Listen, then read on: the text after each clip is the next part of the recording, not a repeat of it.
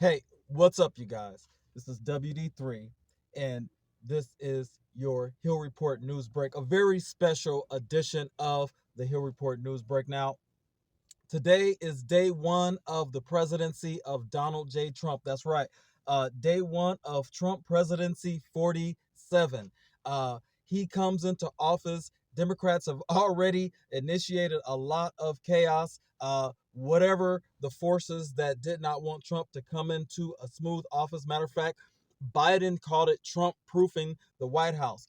Something wrong with that type of thinking in a peaceful transition of power. But as we see, the first pictures of Donald Trump coming out in his first day, let's check them out. This is the first time that we are seeing both Melania Trump and the President-elect Trump today.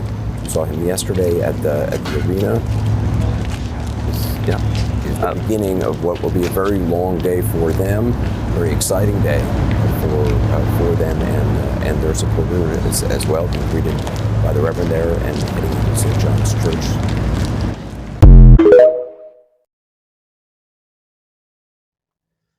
Now, when Biden talked about Trump proofing the White House, we had no idea what type of things he had in store.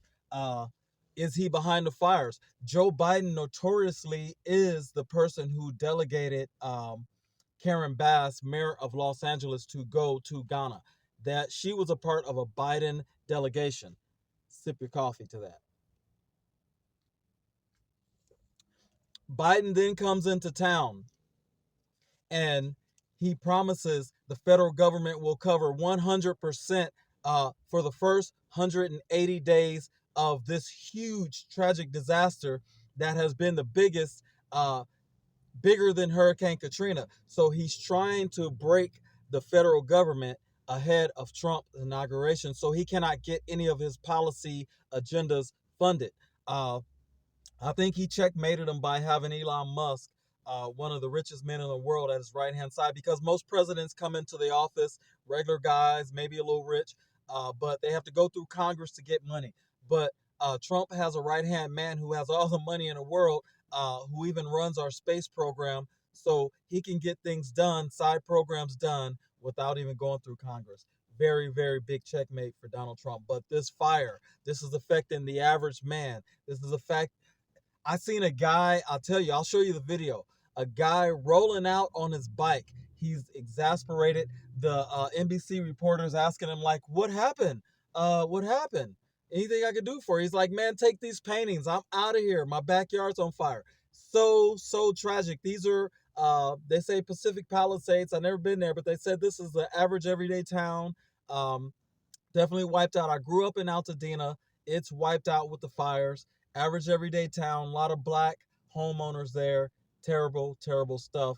I promise you, I'll show you this clip of this guy escaping the Pacific Palisades. Tragic, dramatic stuff. Is there anything we can do to help you, sir? You can take these paintings, I guess. But this is like a hurricane in the middle of a brush fire. You've got people right there. Is that a homeowner that's trying to leave? Is this your house? Yeah. Which is your house? Yeah, this is our house. Backyard's on fire. I'm out of here. Oh my gosh. So what happened? Is there anything we can do to help you, sir? You can take these paintings, I guess. I can't ride with these. Listen, I'll take them for you. I work at NBC. Thank you. I'll make sure you get them. But we've got these. We've got these from you. You come and find them for me at NBC. But again, so here you see. I'm taking my bike out. See you guys. Okay, someone leaving. He just told me, this gentleman, that his home is on fire. His backyard's on fire. So ahead of all the legal wrangling that Trump had to go through, this guy's got some really big determination. He's had mugshots. He's been shot. Definitely everything under the sun to try to stop this guy. And he is the 47th president, first president to come back since Grover Cleveland. He declared in a very dramatic speech that I'm going to show you, this is the golden age of America. And he called out every single one of his rivals by name right there and told them, this is the golden age. Your tomfoolery is over. It's my time now. So this is going to promise to kick up the chaos This is the Hill Report News Break. You guys are tuned in to the Hill Report News Break special Trump inauguration edition of the Hill Report News Break. But you're going to see the opposition, right? They're going to start ramping up the chaos. It's going to be more and more. One dynamic that you see, the black voters refuse this time around to bail the Democrats out. That makes them upset, makes them mad. The Trump administration promises to deport a lot of people that the Democrats brought in, and a lot of black people thought they were brought in to replace them. Trump is going to get them out of here. It's what he promises to do. There's going to be so much chaos. I don't know how he's going to do that, but I'm telling you, folks, this is one of the more dramatic speeches of Donald Trump, and I want you guys to watch this and listen and have a great day. This is the Hill Report News Break special Trump inauguration edition. We're not for either party. We say no reparations, no vote. Hey, Donald Trump won this time around, and let's see what happens in this administration. But let's check out this speech. Very, very dramatic speech. Check it out. Vice President Vance, Speaker Johnson, Senator Thune, Chief Justice Roberts, Justices of the United States Supreme Court, President Clinton, President Bush, President Obama, President Biden, Vice President Harris, and my fellow citizens. The golden age of America begins right now.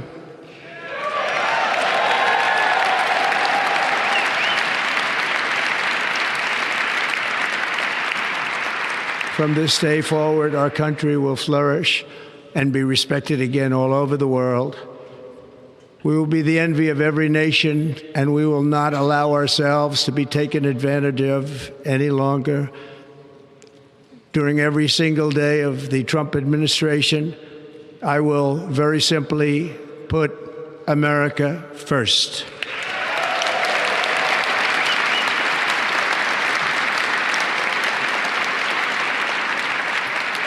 Our sovereignty will be reclaimed. Our safety will be restored. The scales of justice will be rebalanced. The vicious, violent, and unfair weaponization of the Justice Department and our government will end.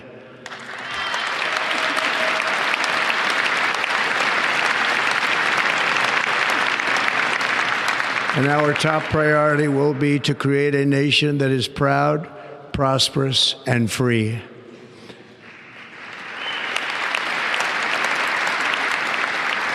America will soon be greater, stronger, and far more exceptional than ever before. I return to the presidency confident and optimistic that we are at the start of a thrilling new era of national success. A tide of change is sweeping the country. Sunlight is pouring over the entire world. And America has the chance to seize this opportunity like never before. But first, we must be honest about the challenges we face. While they are plentiful, they will be annihilated by this great momentum that the world is now witnessing in the United States of America. As we gather today, our government confronts a crisis of trust.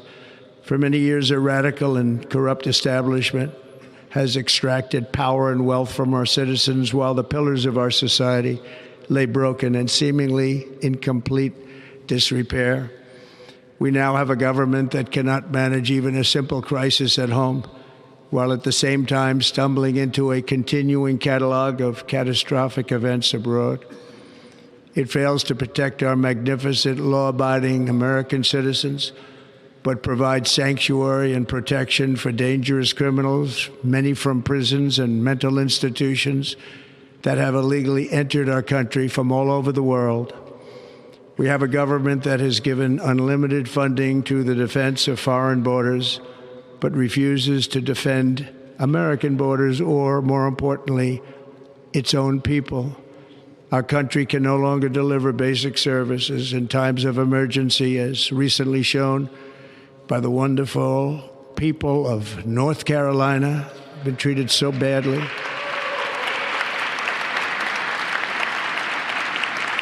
and other states who are still suffering from a hurricane that took place many months ago. Or more recently, Los Angeles, where we're watching fires still tragically burn.